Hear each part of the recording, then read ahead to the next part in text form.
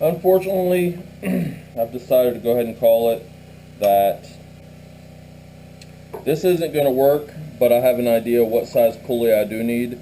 We're going to go from this original giant 7-inch down to, I believe, let me grab my tape measure.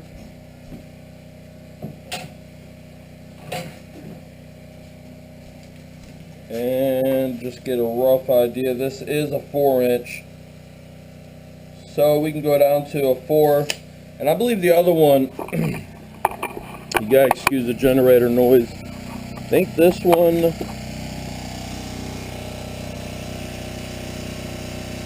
is a 3-inch.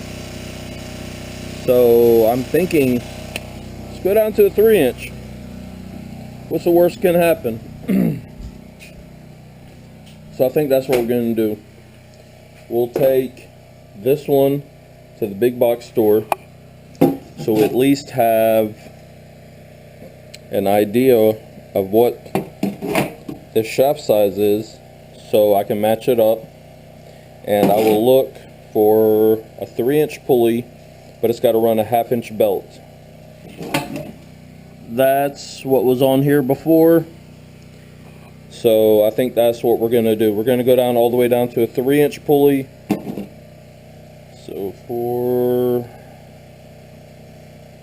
So give us 4 inches, I believe, in difference is what, quickly math. So I think that's what we're going to do. So I guess next, take a field trip. Oh, and by the way, if somebody was wondering, this the lawnmower this came from, I believe, is the DLT 3000. Which I believe was a Craftsman, if I'm correct. Or the DLT 3000 identifies the Peerless. It's something like that. Also, real quick to mention, if you notice this bracket right here, all these transaxles of any sort are going to have the rear mounts, and it's got to have a front mount. And I thought I could use this, but upon further inspection, I'm not going to be able to use this mount. So I'm going to have to create some kind of front mounts, or might be able to swipe them off the other one. I believe the other one has independent mounts. These, I found the holes are right here, and it corresponds on the other side. Right there are going to be the mounts to make the front mount. It's the holes to mount the front. So I'll try to reuse something. If I can't, I'm just going to have to make some front mounts and go from there. Well, in the last clip you just seen a second ago, I said we're about to take a field trip. And I was very much so prepared to, but unfortunately it seems like that modern day stores carry nothing that you want, and if they do, it's ridiculously super high prices. So I went to the old internet, did a little shopping, and I have everything we need to do, and everything that we need for this project, so we can seriously modify the back of this transaxle for good old cousin Bubba. Forgot the good old knife butt. We used the old pry bar.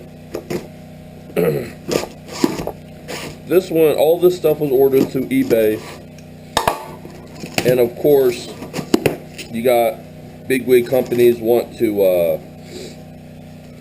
they sell stuff through eBay. This was actually through Northern Tool.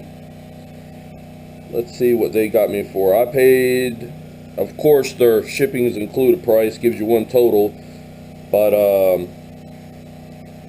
looks like it was $15.99. We got the 3-inch pulley. I believe it was a 5/8 shaft, 3-inch outside diameter. I'm gonna line this up with the other one just to make sure. And we got another catalog. At least that's pretty cool. We'll just set that off to the side. So we have the pulley that we need. And you know, I love how they cover up all the important information with a crappy sticker. But it shows it right there. 3-inch outside diameter, 5/8 inch bore. This one actually looks like it's supposed to include 2 set screws. Make sure you see that. 1 set screw is obviously missing. We got one. I really don't need the set screws, but it's just the point. If you're going to sell it to me, at least sell it to me correct. So I will have an email with them. Where did that box go? Alright, so now these I've already kind of unboxed because I needed to check everything. And this was the idea that I had for Cousin Bubba, to transform it from a lawnmower rear end back into more of a golf cart style. With the hubs attached, this will actually push the, how am I going to phrase this? Instead of the wheel mounting further back on the shaft, because you would normally have this as part of the rim on an original lawnmower style rear rims, now we have the actual forelug, which this is also what it does, is kind of push everything more forward, because the tail end of the golf cart, with the way I have it set up, kind of looked very scrawny. It just didn't look symmetrical to me. Plus I wanted to be able to have the option to just undo lug nuts and just take a regular rim on and off. So this was my idea. Now I like I said, I kind of unboxed this without you guys, and the reason is this is not it. You won't be able to see it, or if you will, it's very hard. This looks like somebody decided to, somebody tried to previously mount this, and there's like a slight burr inside of here, so it looks like I'm gonna have to take a file and clean that up. But we'll leave those up there and I'll show you that. Last but not least, we have the big box, and I forgot my address was going to be showing, so I had to reshoot this part.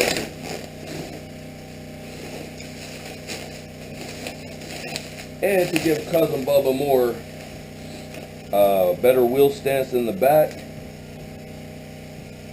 12 by 7 4 on 100mm bolt pattern. We have some nice wide wheels to mount the mud tires, the Mudlight tires too. It's from the back face to the edge, it's like a 2-inch offset, and I believe it's from the front to the lip, it's a 5. And the cool advantage is, let's see if I can get this balanced right here for a second.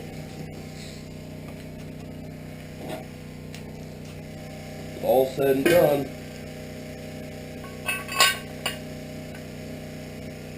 we'll just be able to put some lug nuts and call it a day as far as taking these rims on and off. That was the whole idea. Now with the offsets and everything that I'm changing up, I believe if I've done my math right, it shouldn't affect the axle too bad. I've sat here and played with it. Now if you've ever checked out how the lawnmowers are, you got a collar of sorts. We have this little one because the original rims that would have went on here, however the offset is going to be, this original, I believe this was a DLT 6000, I believe that's what it was. Let me check the pulley. DLT 3000. So this would have been the collar that would have went on here. Let me kind of move you guys a little bit where you can make sure you see this. Then you would have had your washer. You would have slid the rim on. You would have had your other washer, then the clip itself. Now what we're going to change, we're going to take off the E-clip and this front washer, and we're going to be able to slide this on. Now I do have off the other rear end I wasn't going to use. What I'm going to do is just take those collars or the little spacer for now, and we'll go ahead and slide this on. I'll figure out my dimensions here, and what I'll do is just go ahead and cut them to make the full spacer. But we're going to actually bring this out pretty significant, so this definitely pushes the rims and tires fully out. Or if I wanted to change it, I could always scoot this in as far as it goes, and that's actually what I might end up doing. because I do have such more of an offset, I don't want the rear rims to really protrude real far past. So I'm thinking for right now, this might be the way to go. Just use these little short spacers. Make sure, and we'll slide this on. And if I have to, I could always make a short spacer for the front side.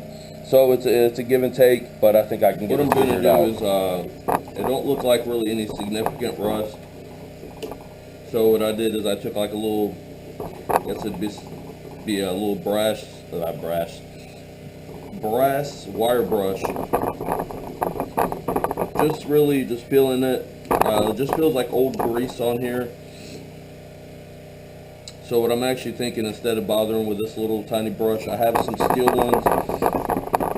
Oh my god, that noise is gonna kill me. But just going through,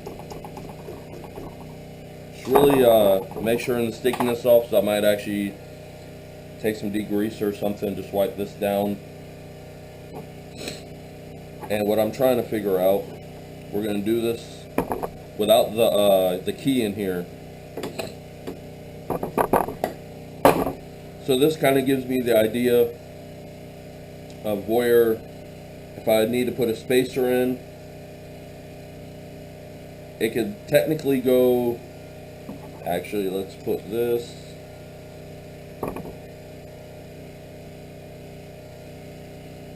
so that's how it would basically be set up. You notice there's still a slot for the E-clip to go in there, and with the key that would lock it in. And so I'm looking for something that's going to take up that much room. So I have one or two options. What I'm thinking about is just go ahead and marking it. I could go ahead and remove this, measure the other colors, or measure the space, and just cut the other colors I have, or the little spacers, whatever you want to call them. And that would still give me the original orientation of, I have a washer, put the spacer, slide this on. We have, it'd be the other washer, and just slide that on. But one thing I am going to do is I am going to apply some probably marine grease under here, so that way in the future, if I ever want to remove this hub for any reason, the chances of this seized as far as rust wise to the axle is going to be very minimal. So I think that's what I'm going to do. I'm just going to go ahead and grab a marker, mark this, we'll measure it, cut it, and go from there.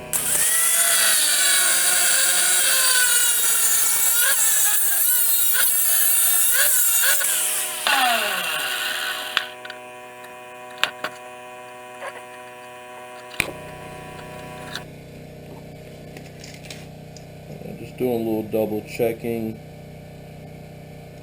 I'm basically right there at 1 1/8. Make sure I grab the right hub. Actually, you know what? Let's grab the key. Well, no, we're not going to set the key in because I'm not ready for that. I think what I'm going to do is, what we're going to do is just go ahead and mock everything up. Make sure I don't forget little simple things like washers. Put the washer in. Slide that on, slide on another washer. Then by the time I put the E-clip, this will be, this is actually perfect. I took a spacer off of the John Deere rear end, which is a hydrostatic. Just happened to be, by the time I cut it in right, just about the middle and did a little grinding, that it gave me the right size pieces. At this point, we've basically taken the original rim, which would have been centered right about in the center here, and moved it out. Let's get a quick idea. We would have moved it out about 2.5 inches. Then we're going to add about 5 with the rim. I believe that should have perfectly started spacing everything out. With all this cut, I'm almost going to say I believe we can go ahead and basically reinstall this rear end. So the next thing is going to be, make sure this is since we went ahead and had to use our little technique to get this off of here, I'm just happening to look for, there we go. We're just going to go ahead and use some multi-purpose grease, because I don't want this seized on the shaft if I need to change pulleys again for any reason. Plus, the good part, even though it's going to be basically out in the weather, even though this is going to be out in the weather, there is going to be like a little truck bed that goes on here. And I wish I would have done more videos over this, because so many people from my channel in the past, everybody remembers this damn golf cart, because it seems like it's just one of those things on my channel that's never dead. I haven't gave up on it, and even I can't figure out why I haven't gave up on it after all these years. But there's something about it. For 5/8, this is going to be definitely a very tight fit. Make sure I line up the key, and I might have to do this off camera, and I think I'm going to. We're going to figure out why this is such a tight fit, because I know I ordered the correct part. After much filing, even though this is so-called 5/8, the bore itself was probably like a thousandth, I'm going to say right around 1 to 2 thousandths smaller than 5/8. So what I did, between a culmination of different files and using a drill bit to kind of go through and just take off so much, and I've finally got it where I can get this on. It still has a nice tight fit. I just have to barely tap it on. The problem is, once I went ahead and sat this down all the way down, only so much of this is protruding, so I'm going to have to take probably 3/1000ths of an inch off the bottom here. I'm going to go ahead and clamp this down in my little vise. I just got it set on the lift table right now. I'm going to go ahead and take this down. I really don't need none of this writing that's on here. So I think that's going to be the next step. Take this down like at least 2/3 of an inch, just so that way I can get the C-clip right back on here, and I believe there's a washer. So let me go ahead and do that, and I'll get right back with you guys. Went ahead and just applied some more grease. Took off approximately, just, I don't know, roughly guessing, I'm going to say right around 2/3 of an inch. And hopefully this is, I better grab a snap ring pliers. Hopefully that this is going to be perfect, so I'm not going to sit here dwell on it. I believe everything should be correct. Sorry, trying to find the right snap ring pliers.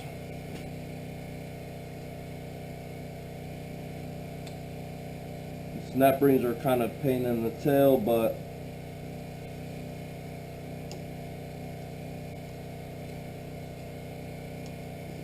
and I hear the click.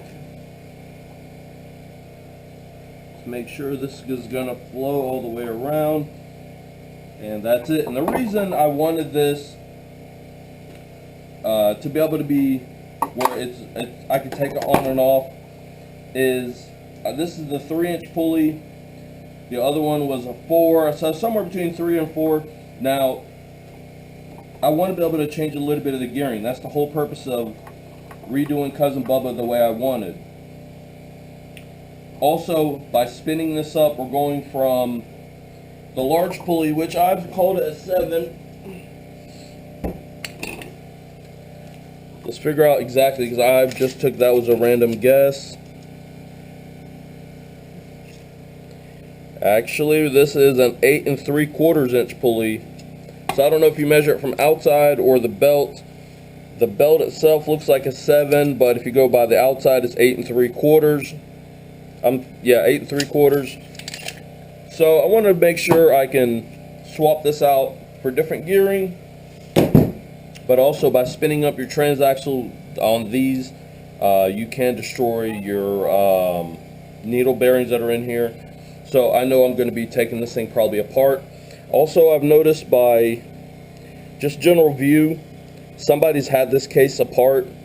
I could tell by the, I don't want to call it silicone, RTV, whatever. That I'm going to say is probably RTV. So that's it so far. We have the spacers cut. We have everything set up for the transaxle. So what I'm going to do is just go ahead on to right here. We're going to swap this out, and we should be able to be on the way to putting this back in Cousin Bubba and start installing hubs and different things. I hope the noise isn't going to be too much. Alright, so I got I'll show you the overall installation, but right now we're going to go ahead and do the hubs. Pop out the E-clip.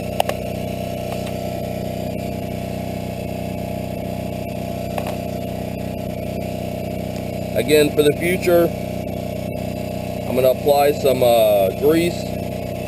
I was going to use marine grease, but it looks like the grease gun that has it in it is MIA, as I'm still unpacking my shop. Most of you subscribers know that I've just kind of built this shop as I've moved from the city out to the country. And it's so nice to work in an undisclosed area, so I'm not worrying about thieves coming to try to ransack this shop. Alright, so we're going to install the key. Get it back in there. There we go. Get our hub. Line up the keyways.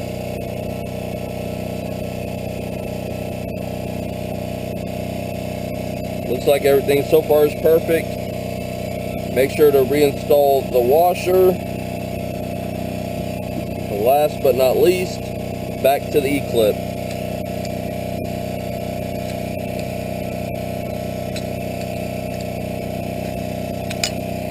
And